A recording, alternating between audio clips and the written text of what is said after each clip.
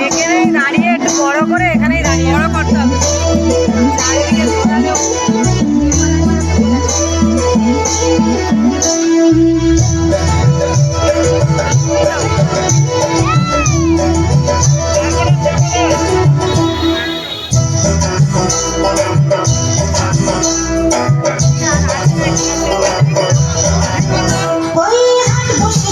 শুক্রবারে চলতে যাবি চল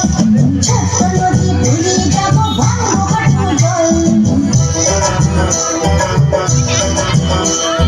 হাট বসেছে শুক্রবারে চলতে যাবি চল